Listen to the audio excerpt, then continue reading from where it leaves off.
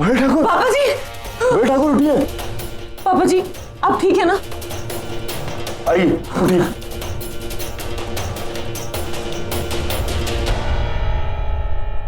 औरत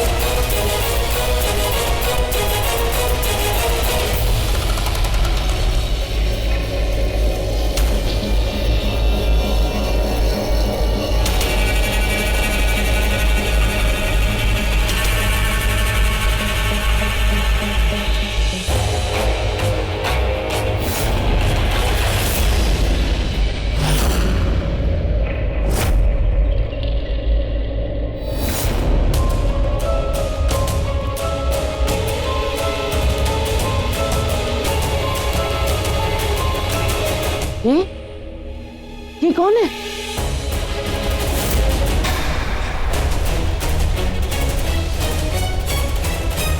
अगर ये वही बूढ़ी औरत है जो कालासुर की मदद कर रही थी, उसे हमने आज तक रामनामगढ़ में देखा क्यों नहीं? कौन है? आप ये छोड़िए, पहले ये देखिए कि ये जिंदा है या मर गई।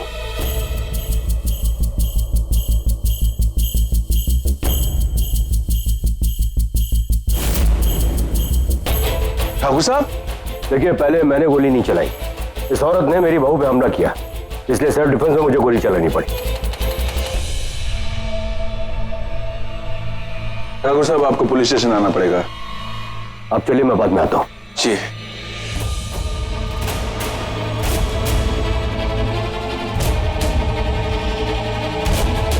और ये क्या सोच रही है?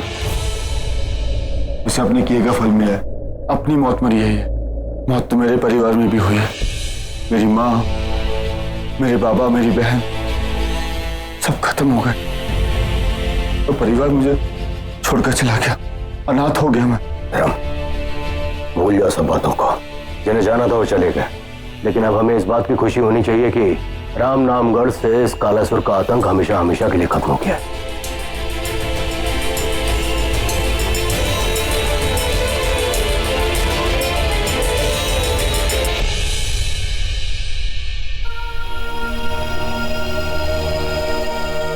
अब हमारी जिंदगी से हर डर मिट गया, हर राज से पर्दा उड़ गया।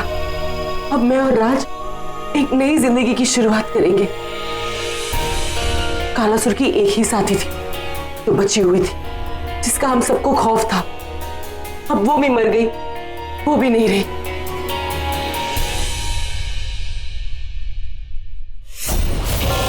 गौरी, गौरी इतनी मूर्ख है गौरी। मैं मरी नहीं हूँ, जिंदा हूँ। तेरे साथ एक ही छत के नीचे रहूंगी।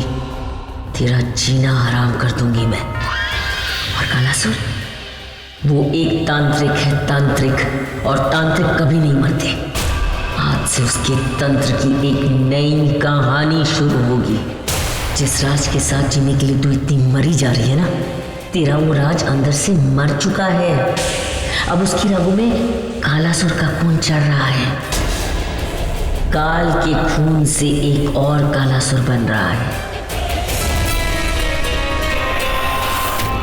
अब तू देख गौरी, 1 महीने बाद आने वाली बड़ी अमावस की रात, तेरी कयामत की रात, तेरा राज खुद एक शैतान बन जाएगा, काल बन जाएगा।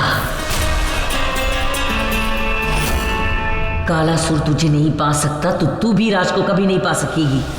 तिल तिल जिएगी, तिल तिल मरेगी, और यही होगा कालासुर का आखिरी इंतकाम, जिसका कोई आखिर नहीं होगा।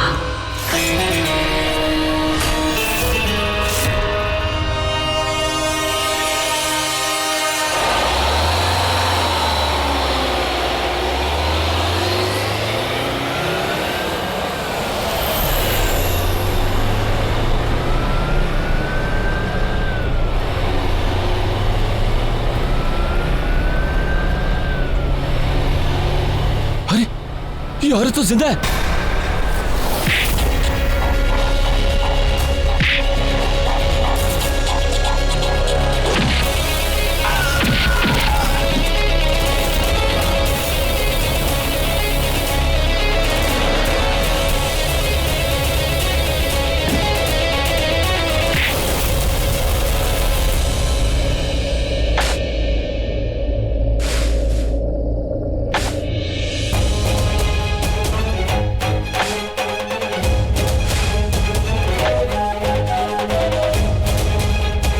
गौरी,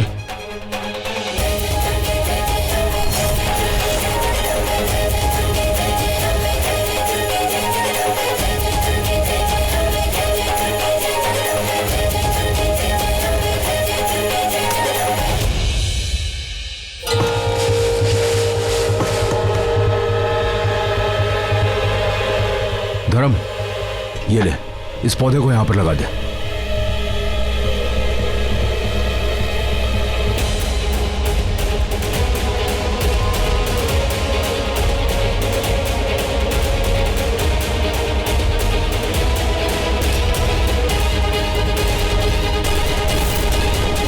दुनिया के लिए सिर्फ एक पौधा है, लेकिन ये पौधा हमेशा इस बात की याद दिलाता रहेगा कि हमने इस हाथ को यहीं पे गाड़ा था।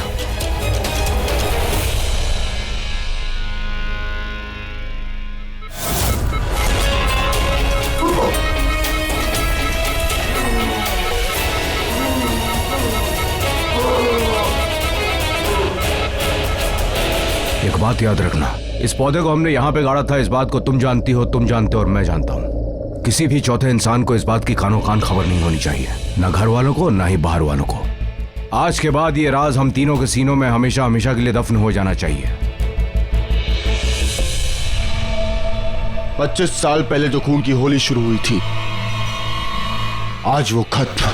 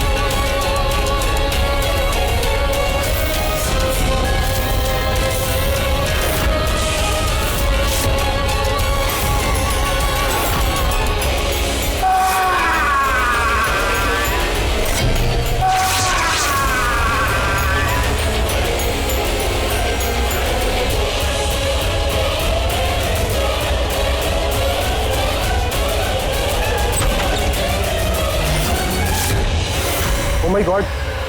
ये नीचे कैसे गिर गए? नर्स, वार्ड बॉय, राज सर, उठिए राज सर।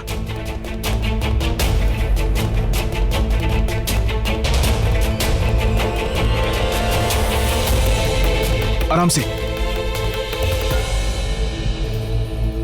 डॉक्टर, मैं यहाँ हॉस्पिटल में कैसे आया? आपका एक्सीडेंट हो गया था। क्या? मेरा एक्सीडेंट हो गया था? जी, लेकिन मुझे कुछ याद क्यों नहीं आ रहा?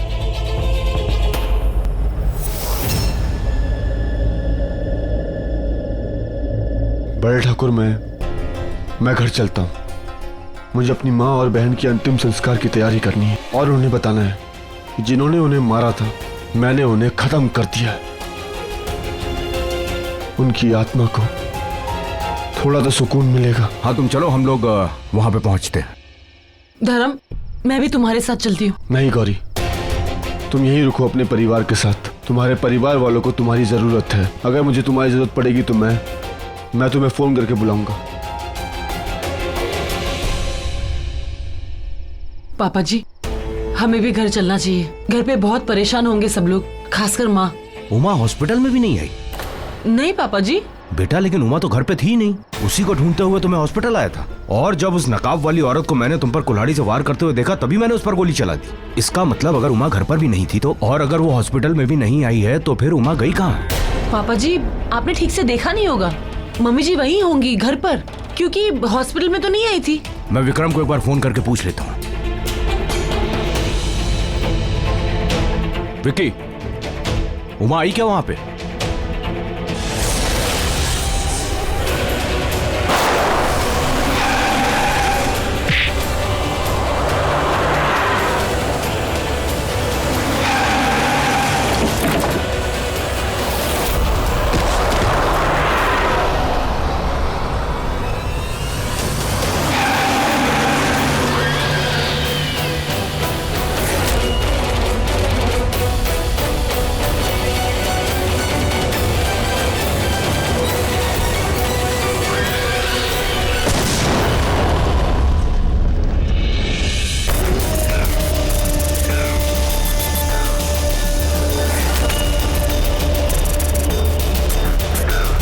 सबको लगा कि वो कालासुर की साथी गई। कोई नहीं जानता कि उस शैतान की वो साथी यहाँ है, और वो कोई और नहीं, ठाकुरों की हवेली की उमा है।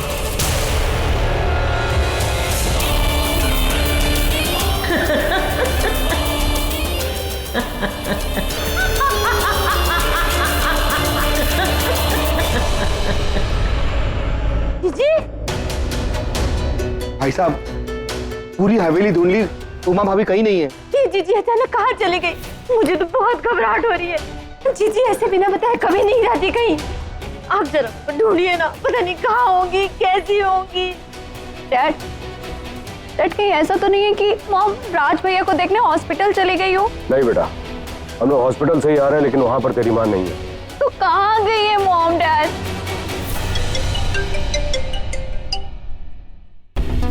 हेलो, व्हाट, कब? आप पूरी इंक्वायरी करिए। Okay, thank you. क्या हुआ पापा जी? पुलिस वाले जिस वैन में उस नकाबपोश औरत को लेकर जा रहे थे, उस वैन का एक्सीडेंट हो गया और वो वैन खाई में गिर गई और उसमें आग लग गई। शायद कोई नहीं बचा है। पापा जी, हमें जल्द से जल्द मम्मी जी को ढूंढना होगा। चलिए। हाँ विक्की, जैसे ही उमा की कोई भी खबर मिले ना, मुझे फोन कर देना, ठीक है? चलो बेटा। हालात बदल चुका है, हर बात बदल चुकी है। गौरी, तुझे और इस पूरे रामनामगढ़ को यही लगता है ना कि कालासुर मर चुका? यक्षिणी मर चुकी, कालासुर की वो नकाबपोश वाली साथी मर चुकी। काल की कहानी खत्म हो गई।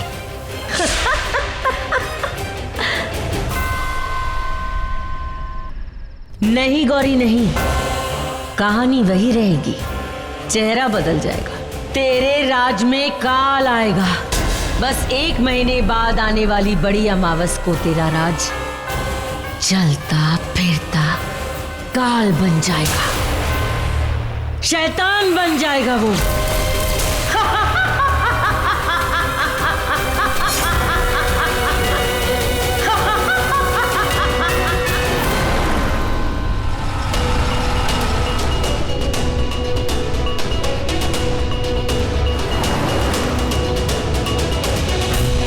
पापा जी, आप टेंशन मत लीजिए, मम्मी जी मिल जाएंगी।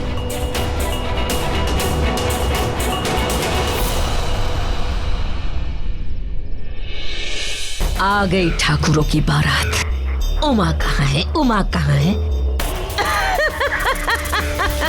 उमा तो एक बेचारी सी अबला नारी, कोई भी मार के चला जाएगा, रास्ते पे पड़ी होगी। आओ पति परमेश्वर आओ, साथ में अपनी बहुरानी को भी लेकर आओ। आजा गौरी, अपनी सास की डोली ले जा। उमा, हो जा शुरू। ओहो, कितनी गंदी है।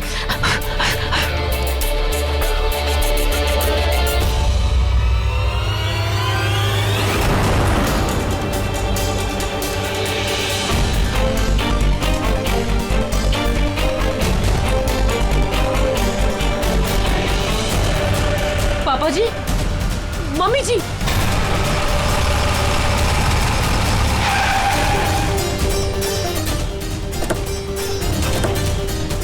उमा, मम्मी जी, उमा, मम्मी जी, उमा, पापा जी, उमा, मम्मी जी को क्या हो गया? उमा, उमा, मम्मी जी, मम्मी जी इस हाल में यहाँ? जी जी। उमा, होश में आओ उमा। जी जी। ठाकुर जी। कुछ नहीं हुआ, कुछ नहीं हुआ, सब ठीक हो जाए। क्या हुआ, क्या था? विश्वास नहीं हो रहा कि मैं आपके सामने हूँ। आप यहाँ ऐसे ना, आपको पता नहीं है कि मैं कितनी डर गई थी। मुझे तो लगा था मैं आप सबको कभी देख ही नहीं पाऊंगी। मुझे लगा था सब कुछ खत्म। शांत हो जाओ माँ। जी, ऐसे कैसे हो गया? मुझे बहुत बेचैनी हो रही थी, इसलिए मैं रात से मिलने हॉस्पिटल के लिए निकल गई। मैं जैसे ही निकली हवेली से बाहर तो अचानक पता नहीं कहां से कालासुर की साथी वो काले कपड़े वाली औरत वो मेरे सामने आके खड़ी हो गई। फिर उसने मुझ पे हमला किया। मैं बेहोश हो गई। शायद वो मुझे अपने साथ ले गई। मुझे कुछ याद नहीं है उसके बाद क्या हुआ। अब डरने की कोई जरूरत नहीं है, अब सब कुछ खत्म हो गया है। वो हाथ, वो काले कपड़े वाली औरत, सब।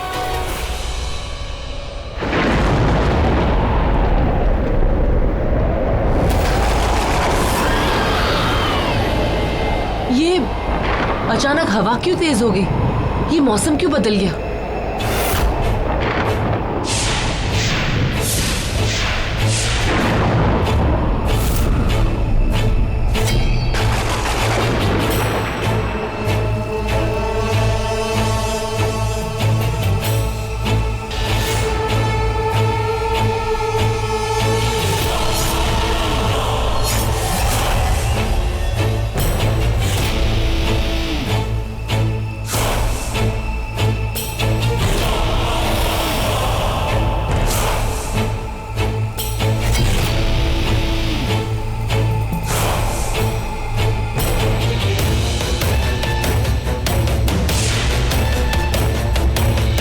गौरी, ये तो मौसम है।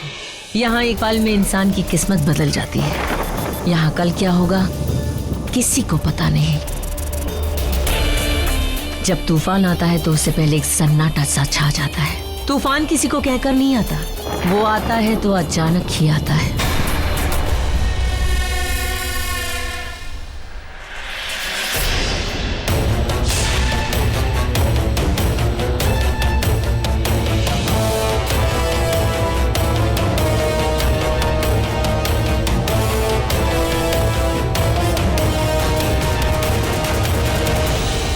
मैं बस सिर्फ एक बात जानता हूं, अब इस घर में ना तो कोई तूफान आएगा और ना ही कोई मुसीबत आएगी, क्योंकि हमारी गौरी ने हर मुसीबत का डट कर सामना किया है। अब इस घर में सिर्फ और सिर्फ खुशियां ही आएंगी। मैंने एक बात डिसाइड की, जैसे ही राज हॉस्पिटल से घर आएगा हम एक बहुत बड़ी पार्टी ऑर्गेनाइज करेंगे, सेलिब्रेट करेंगे, खुशियां मनाएंगे।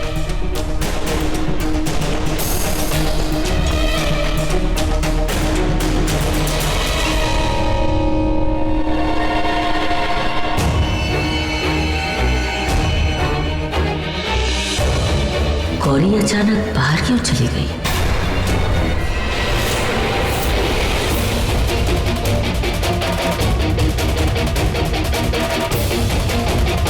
यही तो था वो साया। कौन था वो?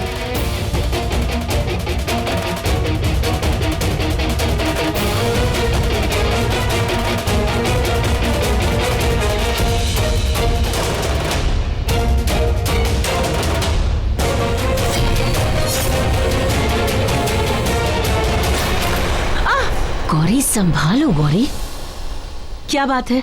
तू यूं अचानक अंदर से बाहर क्यों आ गई? वो मम्मी जी, मैंने एक साया देखा था, पता नहीं कौन था। यही देखने के लिए मैं बाहर आई, पर अब वो साया नहीं है। साया? अब ये कौन सा नया साया आ गया जिसे गौरी ने देखा? मम्मी जी, ऐसा तो नहीं कि वो कालासुर की मददगार वो काले कपड़े वाली औरत थी, वो मरी नहीं, वो बच गई हो और वो साया उसी का हो? नहीं नहीं गौरी, वो तो मर चुकी है ना। पुलिस ने खुद कंफर्म किया था कि वो गाड़ी में जितने लोग थे सारे मारे गए। तो फिर वो साया किसका था मम्मी जी? ऐसा लग रहा था कि हमारे परिवार पर नजर रख रहा है, कोई देख रहा है हमें। कौन हो सकता है वो साया?